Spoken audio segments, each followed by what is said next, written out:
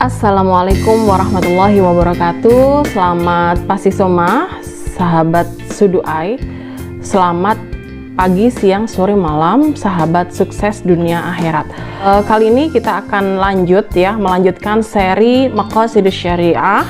Dan di pertemuan ke-9 ini, di seri ke-9 ini, kita akan bersama-sama belajar tentang 5 unsur primer dalam Maqasidus Syariah dalam Daruriyatil Khamsah, yaitu yang ketiga, yaitu menjaga akal ya. Jadi kita akan belajar tentang penjagaan akal di dalam Maqasid Syariah. Sebelum kita masuk di pembahasan, buat sahabat Suduai silakan subscribe terlebih dahulu agar channel ini bisa berkembang dan memberikan manfaat kepada sahabat-sahabat yang lain.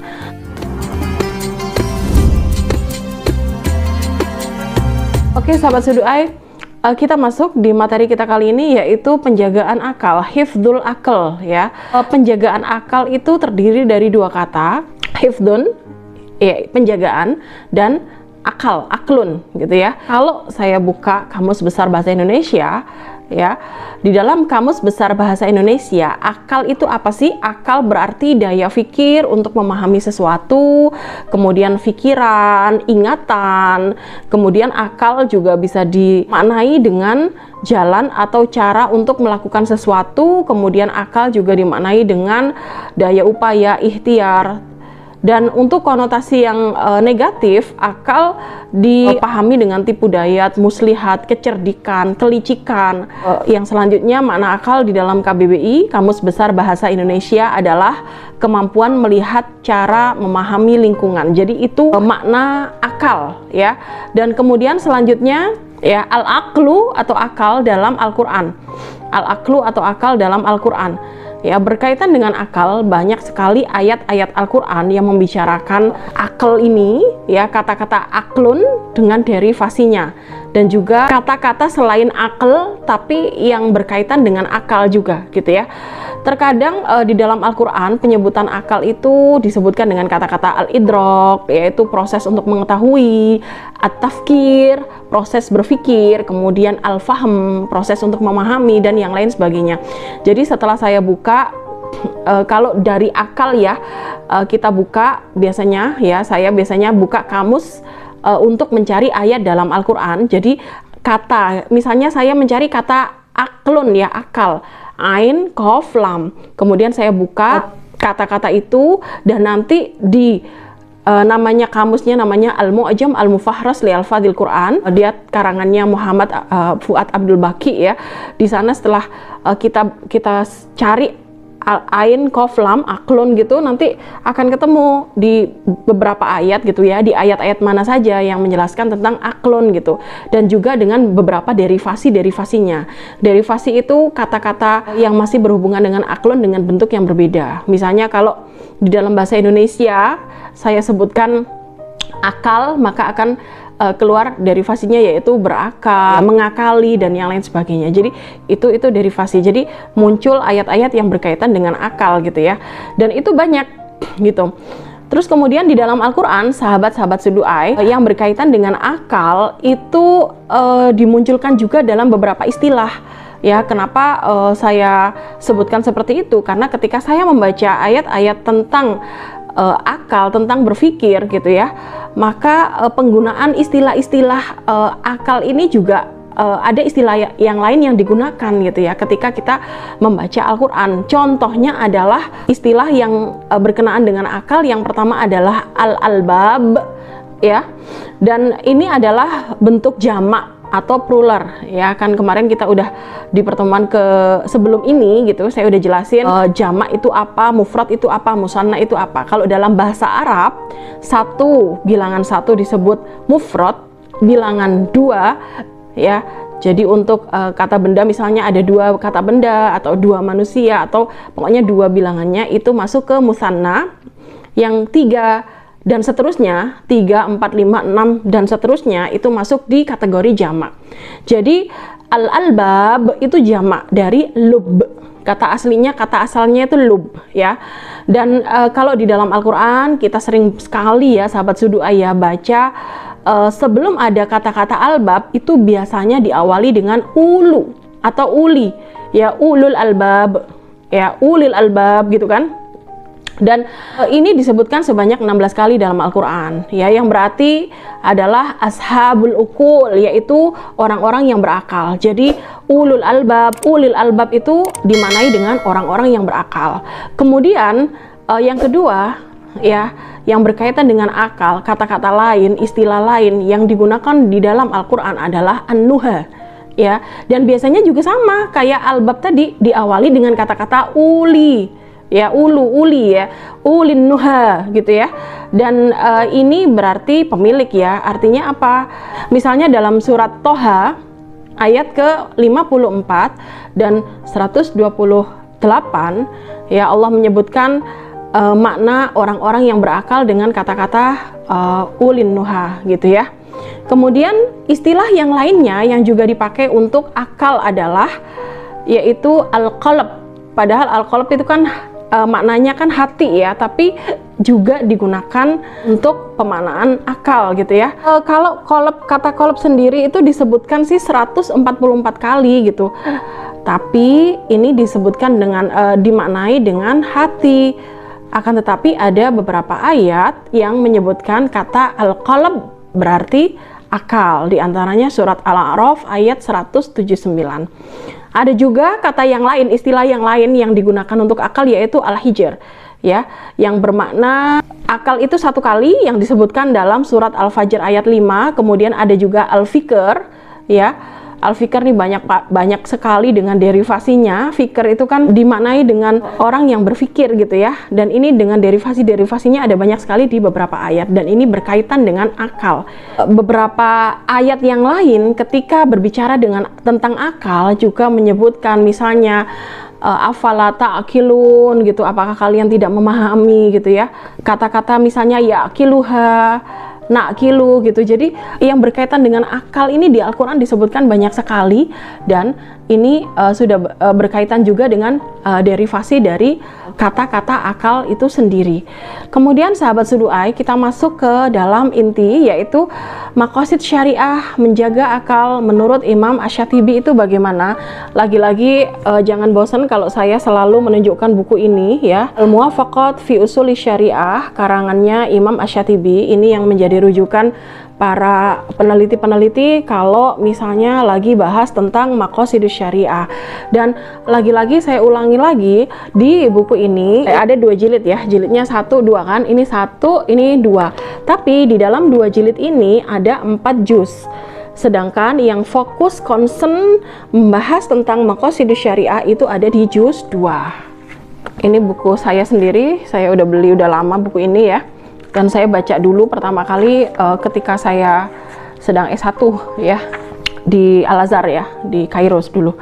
Yang di sini disebutkan sahabat Sudu'ai bahwa, ya, bagaimana ya cara untuk penjagaan 5 hal yang dzaruriyat, ya. Lagi-lagi saya bacakan lagi gitu ya, di video yang sebelumnya sudah saya bacakan sih, di sini saya bacakan lagi, yaitu wal hifdzu laha yakunu bi amroin gitu ya. Dan penjagaan akal, berarti penjagaan akan akal gitu, itu bisa dilakukan dengan 2 cara. Yang pertama adalah ma yuqimu arkanaha wa yusabbitu qawaidaha, yaitu dengan menegakkan tiang-tiang dari penjagaan akal ini, dan yusabbitu qawaidaha, dan penetapan kaidah-kaidah dalam penjagaan akal gitu ya.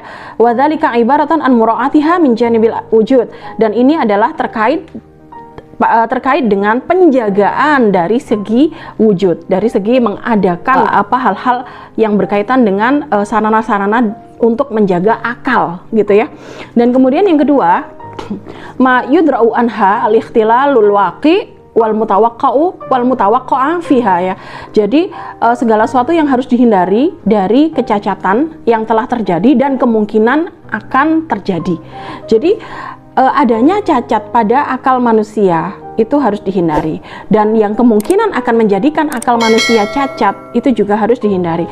Ini adalah ibaratan an muraatiha min janibil adam.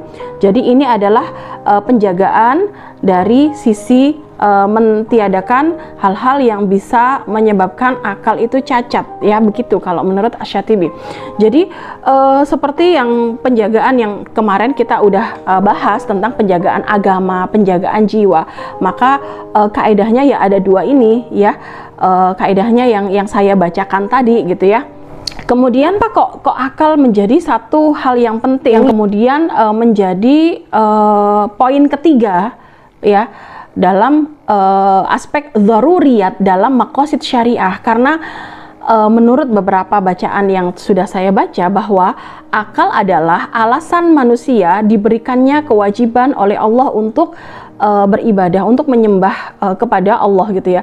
Jadi ketika manusia tidak punya akal, ketika akal manusia hilang, tidak terjaga, maka kewajiban untuk beribadah kepada Allah juga gugur gitu ya. Maka dari itu kenapa manusia dinyatakan dalam beberapa kitab-kitab fikih itu sebagai mukallaf. Mukallaf itu kan orang yang terbebani ya, artinya orang yang bisa dibebani syariat gitu, yang bisa menjalankan syariat dengan baik, itu mukallaf ya. Dan syarat untuk menjadi mukallaf itu harus berakal gitu. Jika tidak ada akal, maka biasanya gugur kewajiban manusia yang berkaitan antara hubungan manusia dengan Allah gitu ya. Maka sahabat Sudu'ai, kalau misalnya sahabat Sudu'ai buka ya kitab fikih gitu ya, mendapati syarat-syarat ibadah tertentu gitu ya, misalnya syarat sholat, syarat berzakat, syarat berpuasa dan yang lain sebagainya gitu kan, mesti kan ada rukun ya, dan di dalam rukun di beberapa ibadah tersebut mesti menyertakan kalau nggak akil ya balik gitu ya.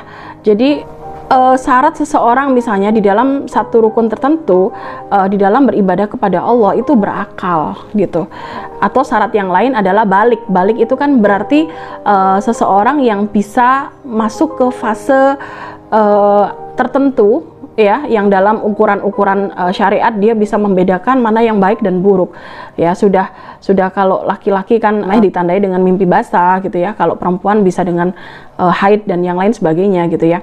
Jadi itu ya mengapa kok akal menjadi alasan bagi kewajiban ibadah ya. Kalau kita cek di rukun-rukun ibadah ya, yaitu ibadah antara manusia yang dilakukan oleh manusia kepada Allah ya. Ketika sahabat Sudu'ai ya, kita membahas tentang penjagaan akal, maka misalnya menjaga akal dari segi adalah tersedianya layanan pendidikan yang baik gitu ya, dan menjaga akal manusia dari segi mentiadakannya adalah dengan melarang hal-hal yang membuat akal cacat, seperti yang tadi dijelaskan di kitab Al-Muwafaqat fi Ushul Syariah gitu. Yang membuat akal itu cacat misalnya apa? Misalnya konsumsi miras, misalnya konsumsi narkoba, misalnya konsumsi hal-hal yang membahayakan akal manusia dan yang lain sebagainya. Maka dari itu mengapa kok hal-hal yang merusak akal manusia, termasuk juga khamr ya, miras, itu dilarang dalam syariah. Itu maqasidnya adalah seperti itu ya. Terus kemudian segala aktivitas yang mencerdaskan kehidupan anak manusia, kehidupan anak bangsa ini, itu bagian dari hifdzul aql ya dalam maqasid syariah. Maka sahabat-sahabat Sudu'ai, apabila sahabat-sahabat Sudu'ai sebagai pejuang pendidikan, maka dan Anda merasa mungkin ya kurang dihargai gitu ya, maka jangan berkecil hati, karena Anda harus yakin bahwa langkah Anda itu tidak akan pernah sia-sia. Anda adalah sebagai pejuang yang ketika kita membahas tentang maqasid syariah ya, pengorbanan Anda itu sangat-sangat bernilai sekali gitu ya, karena ini demi penjagaan akal. Dan Anda sahabat Sudu'ai, wahai para pejuang pendidikan, Anda adalah pahlawan agama dan bangsa gitu ya. Ketika Anda concern untuk mencerdaskan kehidupan anak bangsa, dan Anda misalnya merasa sangat berkorban ya, dan pengorbanan Anda kurang dihargai gitu ya. Jadi jangan berkecil hati, di hadapan Allah Anda sangat mulia sekali. Seperti halnya sahabat Sudu'ai yang bisa kita biasa kita dengar ya di hadis-hadis Rasul ya. Misalnya adalah contohnya gitu ya, hadis yang menyatakan bahwa Rasul memerintahkan manusia untuk menuntut ilmu dari bayi, dari buayan hingga liang lahat ya. Utlubul ilma minal mahdi ilal lahdi. Dalam hadis Nabi yang lainnya, hadis sahih juga disebutkan ya bahwa thalabul ilm faridhatun ala kulli muslim ya, ala kulli muslimin ya. Jadi menuntut ilmu itu wajib bagi seorang bagi setiap individu muslim gitu ya. Atau dalam hadis yang lain juga disebutkan bahwa wa inna fadlal alimi 'alal abid ka fadlil qamari lailatal badri 'ala sairil kawakib ya.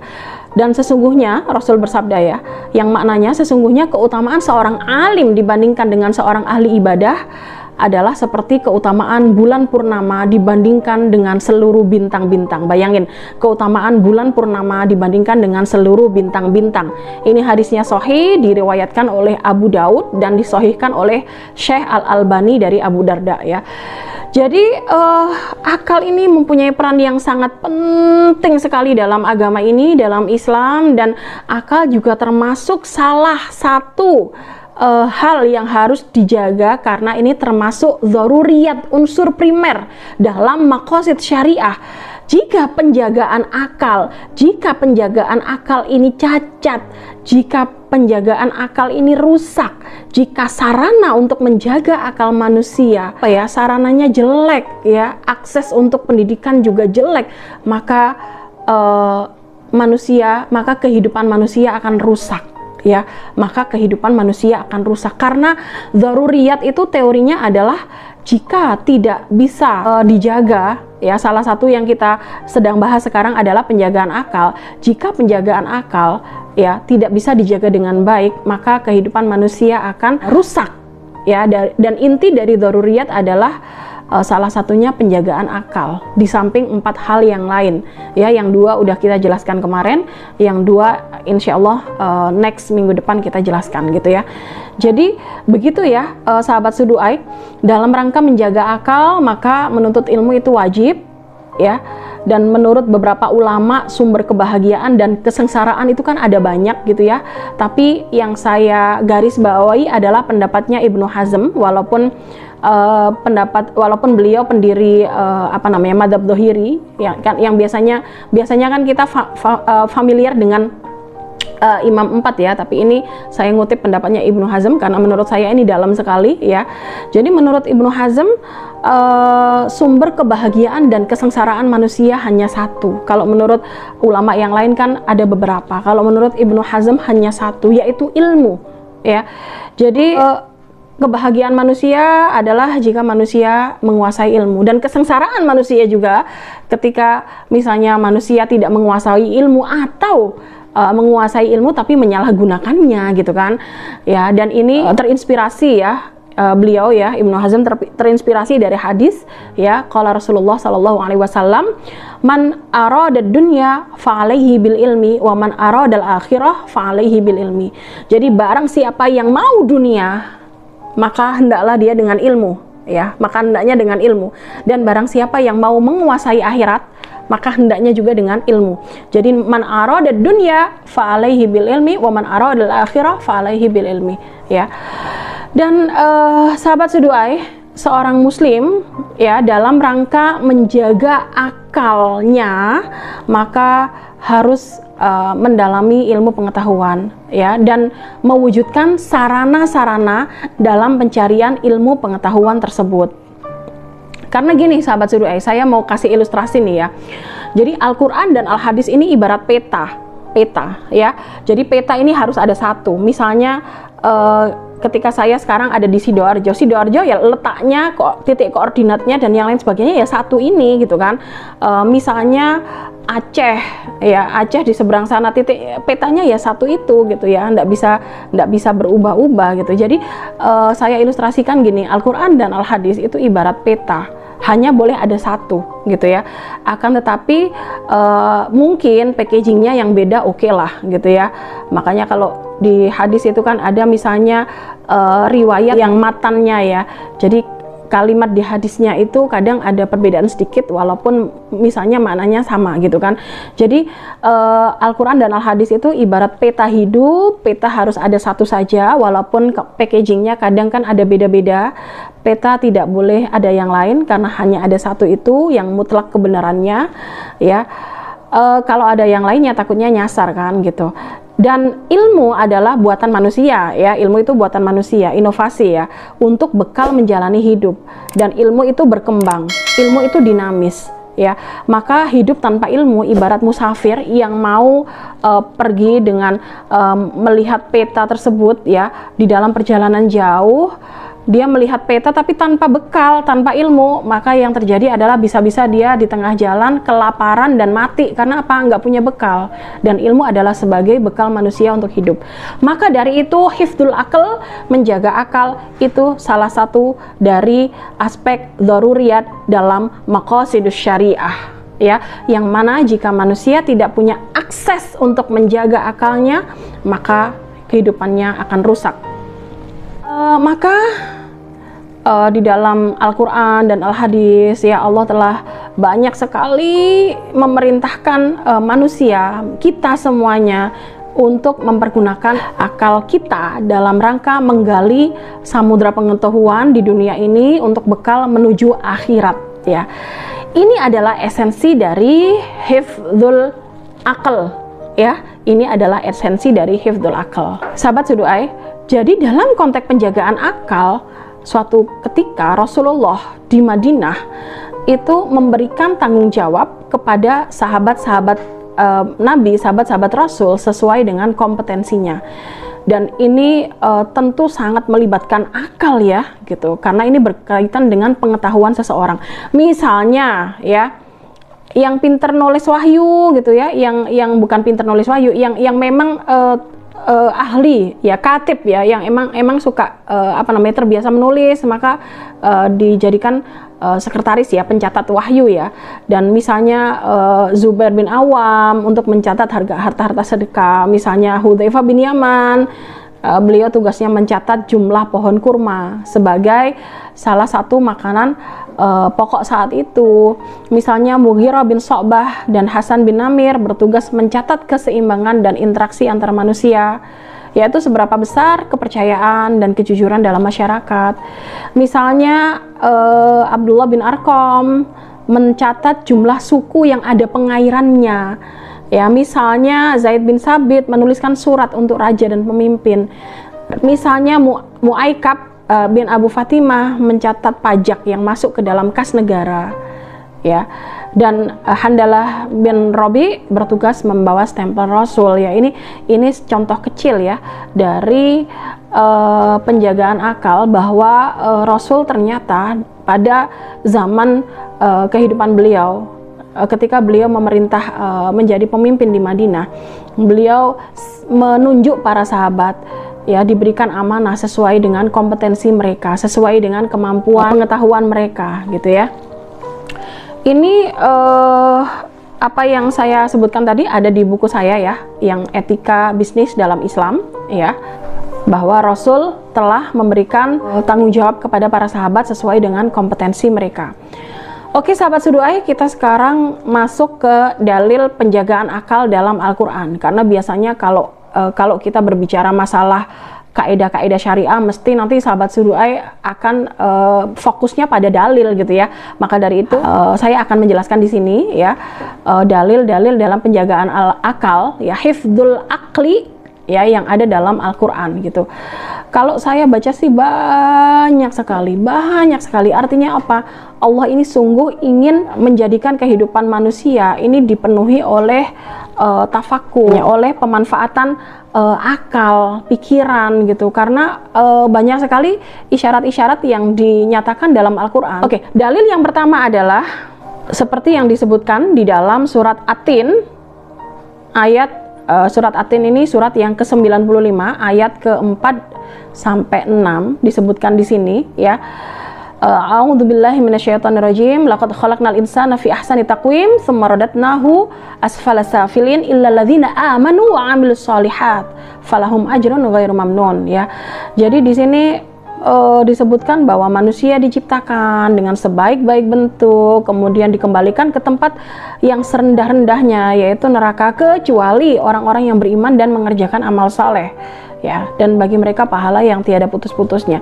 Artinya apa? Artinya jika manusia itu yang diciptakan dengan sebaik-baik bentuk itu tidak beriman dan mengerjakan amal soleh, dan ini tentunya digerakkan oleh akal dan budi pekerti mereka, maka mereka akan ada di derajat yang paling rendah gitu ya. Kemudian di ayat yang lainnya di surat Al-Baqarah ayat 164 disebutkan, ya, di sini saya sebutkan penggalan maknanya saja ya gitu.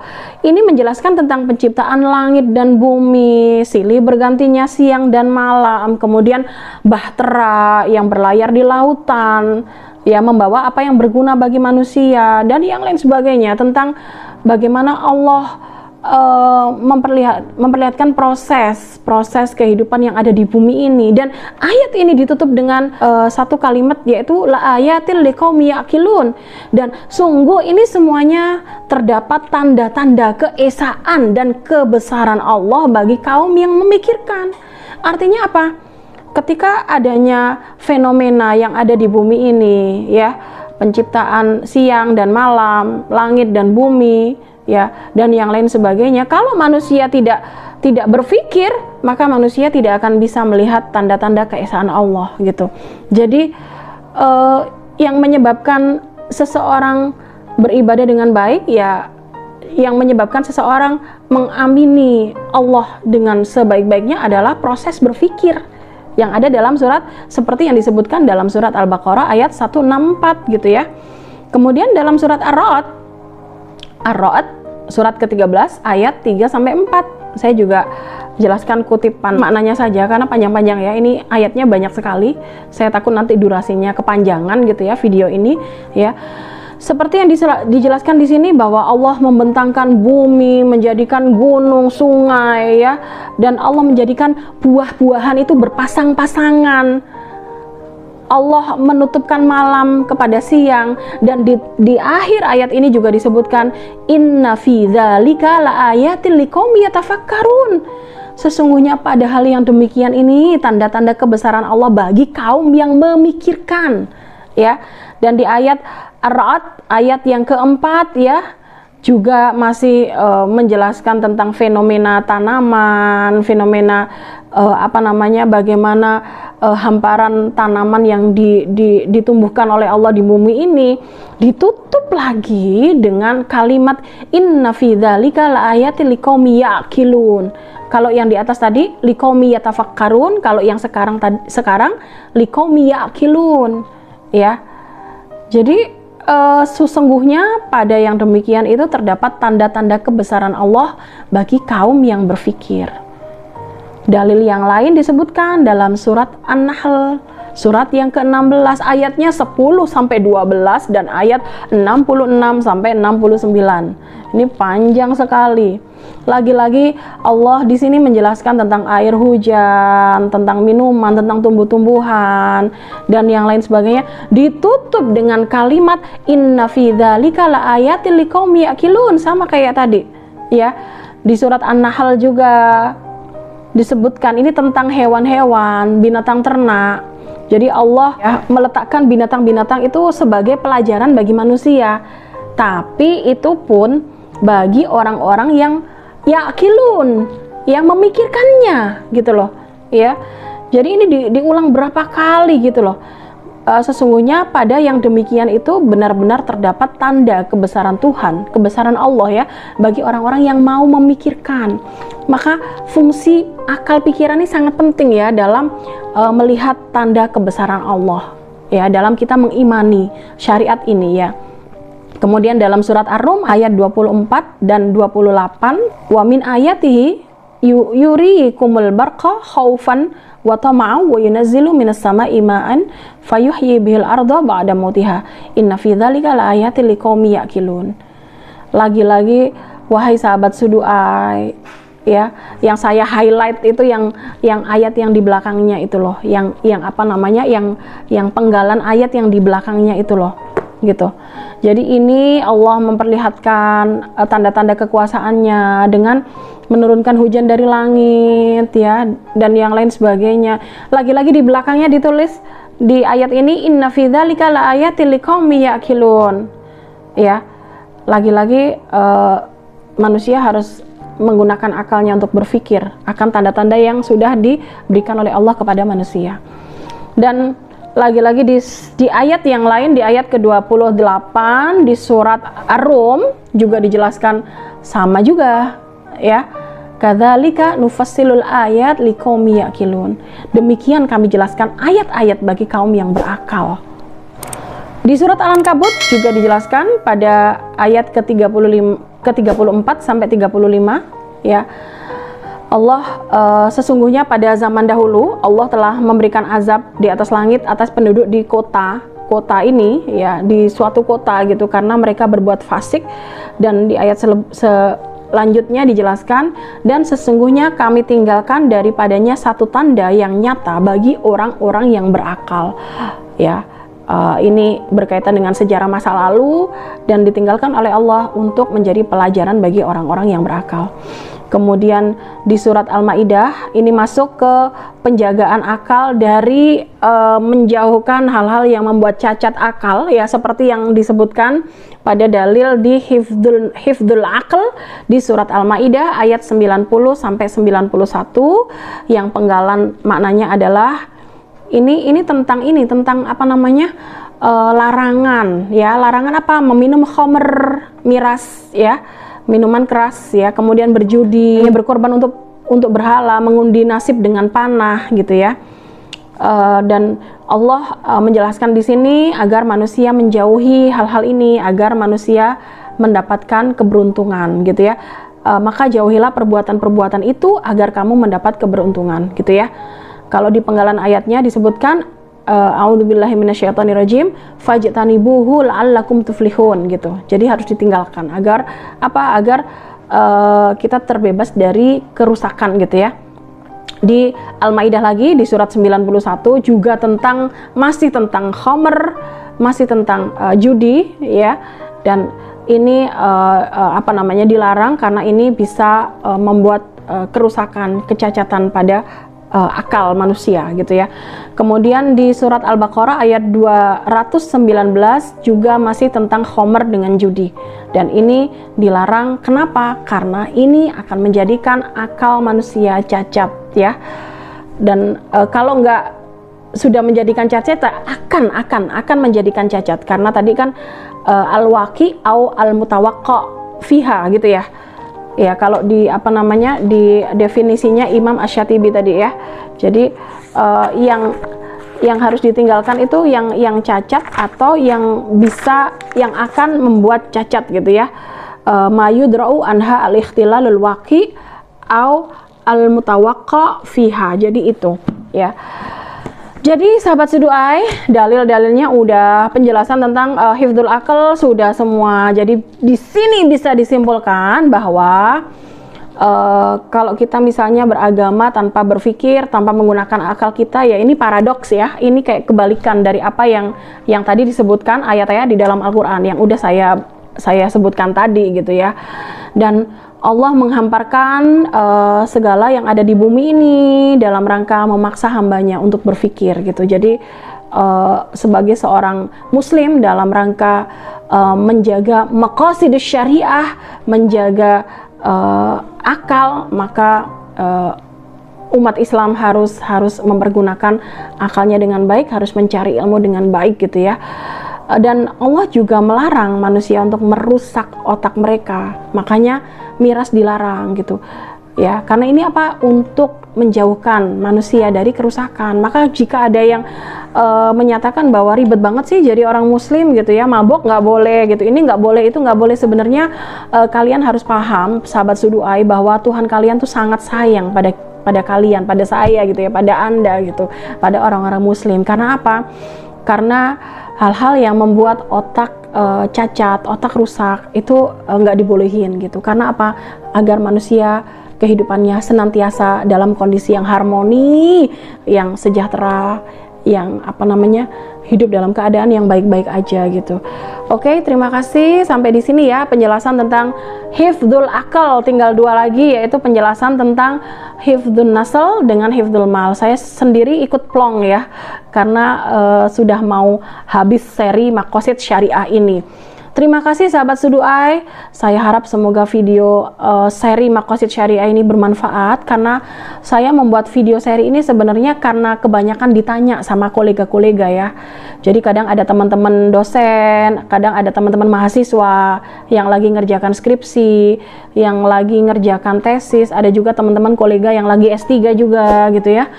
Jadi, dan juga masyarakat secara umum. Kalau masyarakat secara umum melihatnya itu bukan dari teori tentang Maqasid Syariah, tapi dari misalnya ini kok ada hadis A yang bertentangan dengan logika ya, kok hadis A ini yang bertentangan dengan hadis yang lain ya gitu. Dan ini kan kemarin sudah saya jelaskan di pertemuan ke-5 kalau nggak salah ya, urgensi penerapan Maqasid Syariah, urgensi penerapan Maqasid Syariah, kalau nggak salah judulnya itu gitu. Oke sahabat Sudu'ai, saya rasa sekian ya, saya cukupkan. Dan jangan lupa sesyubah ya, jangan lupa senyum, syukur, bahagia ya. Kenapa? Agar hidup kita walaupun ya ada pahit-pahitnya tapi rasanya manis aja lah gitu. Karena hakikatnya manis atau pahit itu kan tergantung otak kita gitu. Karena saya pecinta kopi hitam ya, sukanya yang kopi hitam itu kan pahit, tapi saya rasakan itu manis-manis aja gitu. Itu tergantung persepsi. Makanya ketika kita mempersepsikan kesyukuran kita, kebahagiaan kita akan rezeki sekecil apapun yang Allah telah kasih kepada kita, maka hidup kita akan aman, damai, sentosa. Terima kasih. Wassalamualaikum warahmatullahi wabarakatuh.